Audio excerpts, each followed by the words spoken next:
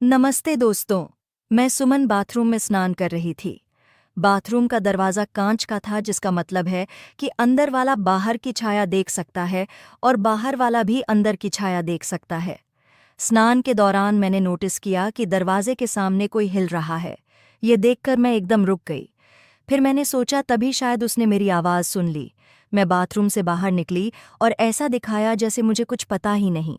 न कुछ देखा न कुछ समझा। फिर मैं सीधे अपने कमरे में चली गई और जानबूझकर दरवाज़ा थोड़ा खुला छोड़ दिया।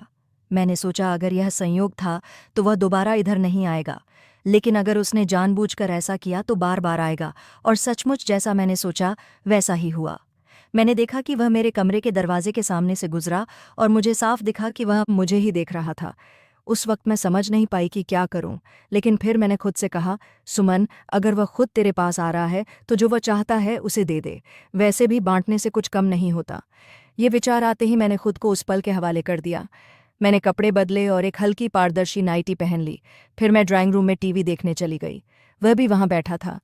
उसने मुझे देखा और बोला, दीदी, कुछ पीने को लाऊं? मैंने प्यार से कहा, नहीं भाई, तुम रहने दो, तुम आराम करो। मैं कुछ मिठाई और 2 गिलास जूस लाती हूँ, फिर हम साथ में लेंगे। तब तक तुम कोई अच्छी फिल्म चुनो। इतना कहकर मैं चली गई। जब मैं मिठाई और जूस लेकर लौटी तो मेरा भाई एक एक्शन मूवी देख रहा था। मैंने कहा, ये क्या देख रहा है भाई? इसमें तो बस मारधाड़ है। इसे बंद करो। 3 मिनट रुको, मैं अभी आती हूँ। मैं अपने कमरे में गई, एक पेनड्राइव लाई और बोली, देख भाई, मेरे पास इस पेनड्राइव में कई फिल्में हैं, चलो इन्हें देखते हैं। दोस्तों, मैं आपको बता दूं, मैं सुमन अपनी पेन ड्राइव की फिल्मों की आदी हो चुकी थी। मेरे पति के देहांत के बाद भगवान उनकी आत्मा को शांति दे, मैंने तय कर लिया था कि अब जो भी मुझसे शादी करेगा वह सिर्फ मेरे पैसे के लिए करेगा। इसलिए मैंने फैसला किया कि मैं अकेले ही अपनी जिंदगी जीऊंगी और दोबारा शादी नहीं करूंगी। तब से मैंने वह सब शुरू किया और उन फिल्मों को अपने पास रख लिया। जब भी मन करता मैं उन्हें देखती और खुश रहती। लेकिन अब जब मुझे अपने भाई पर भरोसा हो गया तो मैंने सोचा, ये किसी और से तो बेहतर है। वैसे भी मैं एक बार और अपने भाई को आजमा सकती हूँ। ये कहानी तब शुरू हुई जब मैं विधवा हुई। मेरे पति के घर वाले मेरे साथ नहीं रहते थे, क्योंकि मैंने लव मैरिज की थी और उन्हें हमारा प्यार मंजूर नहीं था। मेरी माँ मेरे प्यार के साथ थी, तो उनकी सहमति से मैंने शादी कर ली। मेरे पति मुझे पुणे ले आए, जहाँ हम खुशी खुशी रहने लगे। लेकिन हमारा साथ सिर्फ 5 साल का रहा। एक रात पार्टी से लौटते वक्त हमारा एक्सीडेंट हो गया। मैं बच गई, लेकिन मेरे पति मुझे छोड़कर चले गए। तब से मैं उनकी यादों के साथ इस 2 कमरों के घर में अकेले रह रही थी। जब मेरी माँ को मेरे पति की मौत की खबर मिली तो वह मुझे दिलासा देने लगी और बार बार कहती कि वह मेरे भाई आरव को मेरे साथ रहने भेज दे।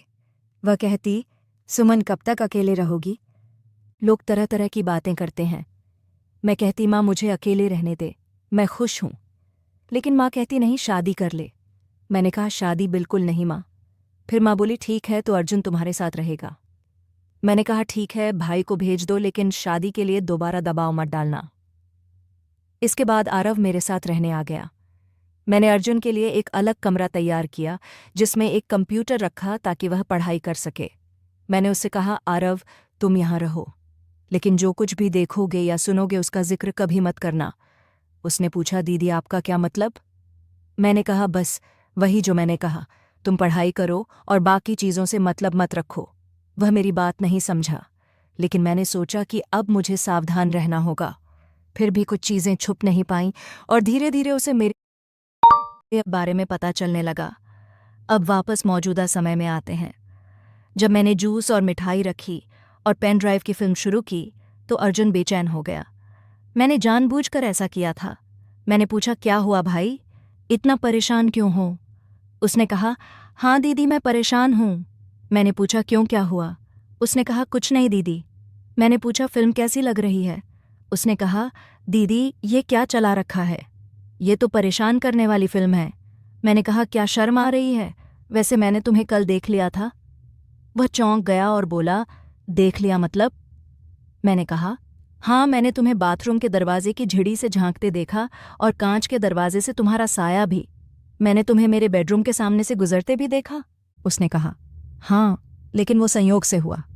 दीदी, मैंने कहा, झूठ मत बोल, वरना मैं नाराज हो जाऊंगी। सच बोलो। अगर सच बोला तो आज की रात तुम्हारी जिंदगी की सबसे यादगार रात होगी। उसने हिम्मत करके कहा, हाँ दीदी, मैंने आपको देखा था। मैंने पूछा, तुमने ऐसा क्यों किया? उसने कहा, दीदी मैंने कल रात आपको देखा और सुना। जब आप अपने कमरे में थी, आपकी आवाज़ अनजाने में निकली तो मैं आपके कमरे की तरफ गया, लेकिन जो देखा उससे मैं बेचैन हूँ। मैंने पूछा, क्या देखा? उसने कहा, बस इतना ही दीदी। मैंने कहा, अच्छा अब बताओ क्या चाहते हो? उसने कहा, क्या मतलब दीदी? मैंने कहा, फिल्म में जो हो रहा है वो देख रहे हो ना? उसने कहा, हाँ ये तो पागल कर देगा। मैंने कहा, क्यों पागल कर देगा? उसने कहा, दीदी मैं जवान हूँ, ऐसी चीज़ें देखकर क्या होगा? मैंने कहा, कुछ नहीं और बहुत कुछ। आज मैं तुम्हें वह एहसास दिलाऊंगी जो तुमने पहले कभी नहीं लिया। दोस्तों, सच कहूं तो ना उसे यकीन हो रहा था ना मुझे नहीं पता था कि मैं ऐसा कुछ कर सकती हूं, लेकिन वो पल बहुत खास था।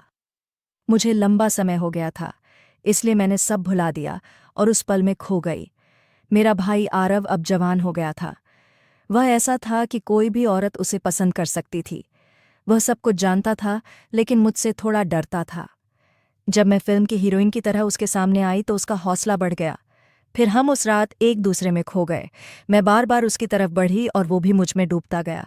आखिरकार मैंने कहा, बस कर आरव, मैंने अपना हक ले लिया, अब और नहीं चाहिए।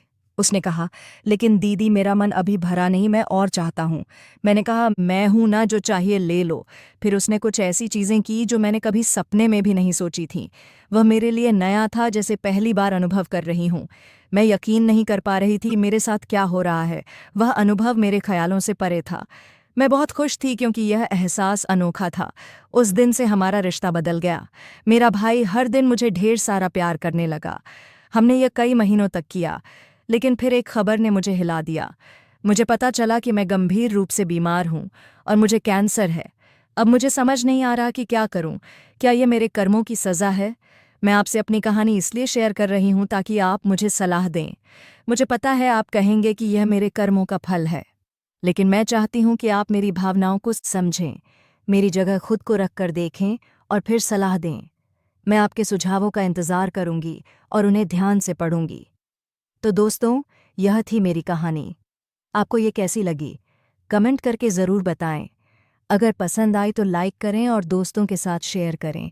ऐसी ही कहानियों के लिए हमारे चैनल को सब्सक्राइब करें और बेल आइकन दबाना ना भूलें।